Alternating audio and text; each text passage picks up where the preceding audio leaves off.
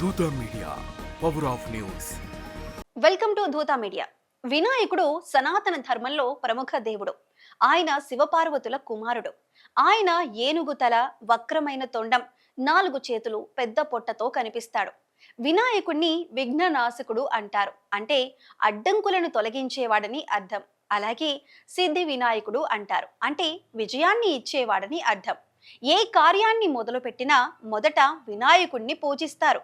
ఎందుకంటే ఆయన జ్ఞానం, బుద్ధితో పాటు శుభ ఫలితాలను ప్రసాదిస్తాడు. ధర్మ సంస్థాపనార్థం శ్రీ మహావిష్ణువు, శివుడు, అమ్మవారే కాదు, వినాయకుడు కూడా అవతారాలు ఎత్తాడు. వినాయకుడి అవతారాల గురించి ముఖ్యంగా ముద్గల పురాణం, గణేశ పురాణాల్లో చాలా చక్కగా వివరించారు. సాధారణంగా వినాయకుడికి 32 అవతారాలు ఉన్నాయని చెబుతారు. కానీ అత్యంత ప్రసిద్ధమైనవి 8 అవతారాలు. వీటినే అష్ట వినాయక అవతారాలు అని అంటారు. అవి: వక్రతుండ వినాయకుడు, అహంకారాన్ని నాశనం చేస్తాడు. ఏకదంత వినాయకుడు, ద్వైత భావనను తొలగిస్తాడు. మహోదర వినాయకుడు, మోహాన్ని అంతం చేస్తాడు.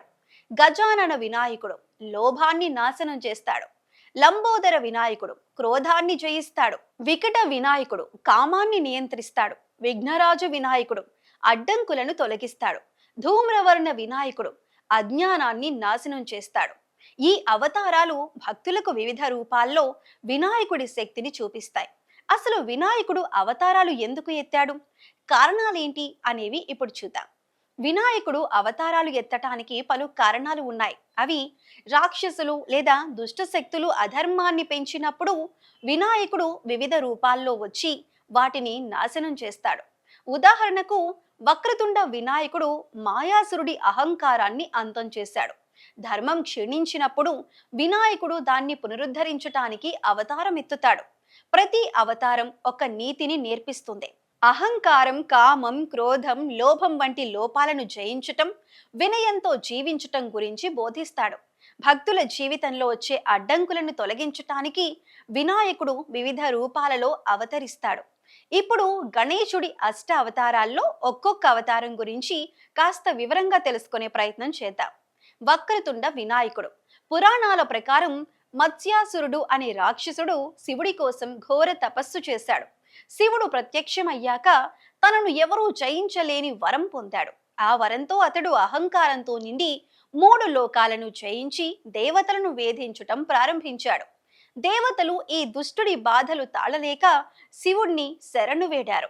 శివుడు వారికి ఈ మత్స్యాసురుణ్ణి సంహరించగల శక్తి కేవలం గణపతికి మాత్రమే ఉంది అని సెలవిచ్చాడు. దేవతల కోరిక మేరకు వినాయకుడు వక్రతుండ రూపంలో అవతరించాడు. ఈ రూపంలో ఆయనకు వంకరైన దంతం, ఏనుగుతల, సింహవాహనం ఉన్నాయి. ఈ శక్తివంతమైన రూపంతో వక్రతుండ వినాయకుడు మత్స్యాసురుణ్ణి సంహరించి లోకాలను రక్షించాడు. ఏకదంత వినాయకుడు పురాణాల ప్రకారం మదాసురుడు, చ్యవన మహర్షి సృష్టించిన ఒక రాక్షసుడు. తపస్సు ద్వారా అపారమైన శక్తులను సంపాదించాడు. అలాగే రాక్షసుల గురువు శుక్రాచార్యుడు వలన అతనికి కోరుకున్న శక్తులన్నీ లభించి మదాసురునికి తిరుగు లేకుండా పోయింది. ఆ శక్తులతో అతను ద్వైత భావన, అంటే తప్పొప్పుల మధ్య తేడాను మరిచి దుష్ట కార్యాలు చేయటం మొదలుపెట్టాడు. తనను ఎవరు ఆపలేరని గర్వపడ్డాడు. అతని చేష్టలకు దేవతలంతా భీతిల్లిపోయి సనత్ కుమారుని వద్దకు వెళ్లి ఉపాయం అడిగారు. అప్పుడు ఆయన విఘ్నేశ్వరుణ్ణి ప్రార్థించమని చెప్పారు. అప్పుడు దేవతలందరూ విఘ్నేశ్వరుణ్ణి ప్రార్థించారు. అప్పుడు వారి ప్రార్థనని ఆలకించి వినాయకుడు ఏకదంతునిగా అవతరించాడు. ఏకదంతుడి రూపాన్ని చూసిన వెంటనే మదాసురుడి ద్వైత భావన చెదిరిపోయింది. అతని అహంకారం, అజ్ఞానం నాశనమై తన తప్పును గ్రహించాడు. చివరికి మదాసురుడు వినయంతో వినాయకుడికి నమస్కరించి క్షమాపణ కోరాడు. మహోదర వినాయకుడి అవతారం. పురాణాల ప్రకారం మోహాసురుడు అనే రాక్షసుడు తన తపస్సు ద్వారా అపారమైన శక్తులను పొందాడు. ఆ శక్తులతో అతను మోహంతో నిండిపోయి దుష్ట కార్యాలు చేస్తూ దేవతలను వేధించటం మొదలుపెట్టాడు. తనను ఎవరూ ఓడించలేరని అహంకారంతో గర్వపడ్డాడు. దేవతలు ఈ రాక్షసుడి బాధలు తాళలేక వినాయకుణ్ణి శరణు వేడారు. గణపతి మహోదర రూపంలో అవతరించాడు. ఈ రూపంలో ఆయనకు పెద్ద పొట్ట ఉంటుంది. ఇది సమస్త విశ్వాన్ని ధరించగల శక్తిని సూచిస్తుంది. మహోదరుడి రూపాన్ని చూసిన వెంటనే మోహాసురుడి మోహం చెదరిపోయింది. అతని అహంకారం కరిగి తన తప్పును గ్రహించి వినయంతో వినాయకుడి ముందు సాష్టాంగపడ్డాడు. గజానన వినాయకుడి అవతారం. పురాణాల ప్రకారం లోభాసురుడు అనే రాక్షసుడు తన తపస్సు ద్వారా అపారమైన శక్తులను సంపాదించాడు. ఆ శక్తులతో అతను లోభంతో నిండిపోయి దుష్ట కార్యాలు చేస్తూ దేవతలను వేధించటం మొదలుపెట్టాడు. తనను ఎవరూ ఓడించలేరని అహంకారంతో గర్వపడ్డాడు. దేవతలు ఈ రాక్షసుడి బాధలు తాళలేక వినాయకుణ్ణి శరణు వేడారు. గణపతి గజానన రూపంలో అవతరించాడు. ఈ రూపంలో ఆయనకు గజముఖం అంటే ఏనుగు ముఖం ఉంటుంది. ఇది జ్ఞానం, శక్తిని సూచిస్తుంది. గజాననుడి రూపాన్ని చూసిన వెంటనే లోభాసురుడి లోభం చెదిరిపోయింది. అతని అహంకారం కరిగి తన తప్పును గ్రహించి వినయంతో వినాయకుడి ముందు సాష్టాంగపడ్డాడు. లంబోదర వినాయకుడి అవతారం. పురాణాల ప్రకారం క్రోధాసురుడు అనే రాక్షసుడు తన తపస్సు ద్వారా అపారమైన శక్తులను పొందాడు. ఆ శక్తులతో అతను క్రోధంతో నిండిపోయి దుష్ట కార్యాలు చేస్తూ దేవతలను వేధించటం మొదలుపెట్టాడు. తనను ఎవరూ ఓడించలేరని అహంకారంతో గర్వపడ్డాడు. దేవతలు ఈ రాక్షసుడి బాధలు తాళలేక వినాయకుణ్ణి శరణు వేడారు. గణపతి లంబోదర రూపంలో అవతరించాడు. ఈ రూపంలో ఆయనకు పెద్ద ఉదరం ఉంటుంది. ఇది సమస్త విశ్వాన్ని ఆవరించగల శక్తిని సూచిస్తుంది. లంబోదరుడి రూపాన్ని చూసిన వెంటనే క్రోధాసురుడి క్రోధం చెదిరిపోయింది. అతని అహంకారం కరిగి తన తప్పును గ్రహించి వినయంతో వినాయకుడి ముందు సాష్టాంగపడ్డాడు. ఇక వికట వినాయకుడి అవతారం.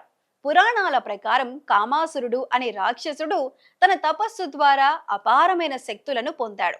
ఆ శక్తులతో అతను కామంతో నిండిపోయి దుష్ట కార్యాలు చేస్తూ దేవతలను వేధించటం మొదలుపెట్టాడు.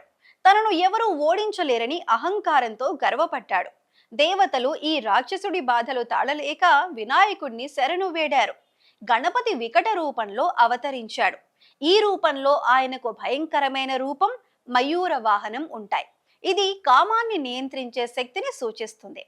వికటుడి రూపాన్ని చూసిన వెంటనే కామాసురుడి కామం చెదరిపోయింది. అతని అహంకారం కరిగి తన తప్పును గ్రహించి వినయంతో వినాయకుడి ముందు సాష్టాంగపడ్డాడు. విఘ్నరాజ వినాయకుడి అవతారం. పురాణాల ప్రకారం విఘ్నాసురుడు అనే రాక్షసుడు తన తపస్సు ద్వారా అపారమైన శక్తులను పొందాడు. ఆ శక్తులతో అతను విఘ్నాలను సృష్టిస్తూ దేవతలను, లోకాలను వేధించటం మొదలుపెట్టాడు. తనను ఎవరూ ఓడించలేరని అహంకారంతో గర్వపడ్డాడు. దేవతలు ఈ రాక్షసుడి బాధలు తాళలేక వినాయకుడిని శరణు వేడారు. గణపతి విఘ్నరాజ రూపంలో అవతరించాడు. ఈ రూపంలో ఆయనకు శేషవాహనం ఉంటుంది. ఇది అడ్డంకులను తొలగించే శక్తిని సూచిస్తుంది. విఘ్నరాజుడి రూపాన్ని చూసిన వెంటనే విఘ్నాసురుడు సృష్టించిన అడ్డంకులు చెదిరిపోయాయి. అతని అహంకారం కరిగి తన తప్పును గ్రహించి వినయంతో వినాయకుడి ముందు సాష్టాంగపడ్డాడు. ధూమ్రవర్ణ వినాయకుడి అవతారం. పురాణాల ప్రకారం అజ్ఞానాసురుడు అనే రాక్షసుడు తన తపస్సు ద్వారా గొప్ప శక్తులను సంపాదించాడు. ఆ శక్తులతో అతను అజ్ఞానంతో నిండిపోయి దుష్టకార్యాలు చేస్తూ దేవతలను వేధించటం మొదలుపెట్టాడు. తనను ఎవరూ ఓడించలేరని అహంకారంతో గర్వపడ్డాడు. దేవతలు ఈ రాక్షసుడి బాధలు తాళలేక వినాయకుడిని శరణు వేడారు. గణపతి ధూమ్రవర్ణ రూపంలో అవతరించాడు. ఈ రూపంలో ఆయనకు ధూమ్రవర్ణం, శక్తివంతమైన రూపం ఉంటాయి. ఇది జ్ఞాన దీపాన్ని వెలిగించే శక్తిని సూచిస్తుంది. ధూమ్రవర్ణుడి రూపాన్ని చూసిన వెంటనే అజ్ఞాసురుడి అజ్ఞానం చెదిరిపోయింది. అతని అహంకారం కరిగి తన తప్పును గ్రహించి వినయంతో వినాయకుడి ముందు సాష్టాంగపడ్డాడు. ఇవి వినాయకుడు ధరించిన అష్టావతారాల వాటి కారణాలు. ఇలాంటి మరిన్ని మంచి వీడియోల కోసం చూస్తూ ఉండండి ధూతా మీడియా.